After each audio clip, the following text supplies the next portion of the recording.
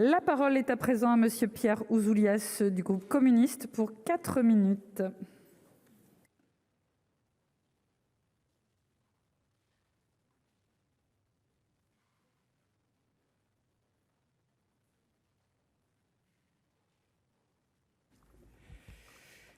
Madame la présidente, monsieur le garde des Sceaux, mes chers collègues, la loi du 10 juillet 2000 a abrogé le monopole des commissaires-priseurs et institué les sociétés de vente volontaire, devenues opérateurs de vente volontaire par la loi de transposition du 20 juillet 2011.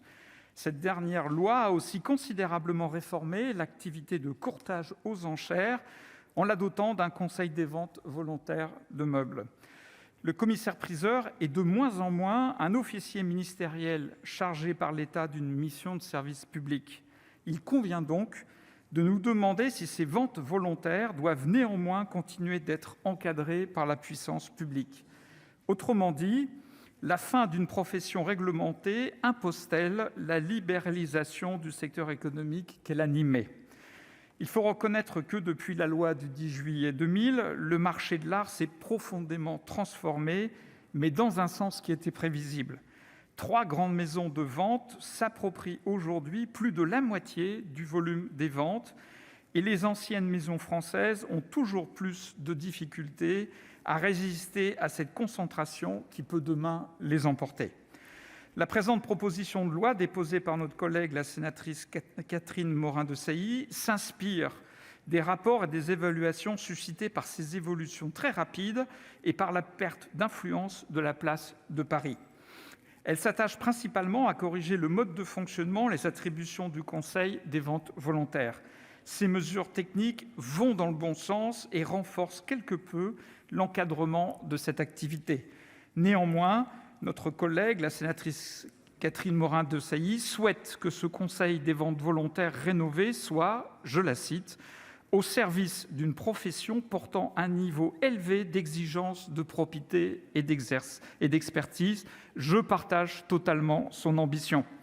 J'entends parfois exprimer l'idée selon laquelle l'attractivité du marché parisien pourrait être mieux défendue s'il bénéficiait de la même déréglementation que ses concurrents à l'étranger. Je suis intimement convaincu du contraire et je pense que les garanties supérieures qu'il peut offrir à ses clients lui profiteront nécessairement un jour. Nous venons de voter la restitution d'un tableau de Maurice Utrillo aux ayants droit de Georges Bernheim. Acheté à une grande maison de vente londonienne par la ville de Sannois, cette œuvre avait été spoliée par l'organisation nazie Rosenberg. Le vendeur refuse toute indemnisation, estimant qu'il ne pouvait disposer d'informations sur ce vol. Ainsi que l'a justement dénoncé à cette même tribune mon collègue le sénateur Sébastien Meurant, il n'est pas acceptable qu'une maison internationale aussi prestigieuse dégage sa responsabilité de la sorte.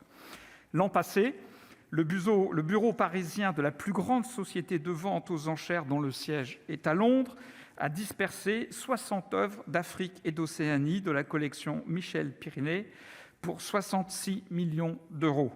Les conditions de l'acquisition de toutes ces pièces n'ont pas été établies avec précision. Alors qu'il est demandé aux musées nationaux de restituer les œuvres acquises par la violence et de réaliser un travail de récolement des provenances, comment peut-on admettre que des maisons de vente s'affranchissent de ces vérifications indispensables ? Après cette révision modeste de la loi de 2011, il faut engager une réflexion plus globale sur le marché de l'art. À tout le moins, la France doit ratifier sans délai la Convention Unidroit sur les biens culturels volés ou illicitement exportés, signée à Rome le 24 juin 1995. Je vous remercie. Merci, cher collègue. La parole est à présent à madame Catherine Morin-Desailly du groupe Union centriste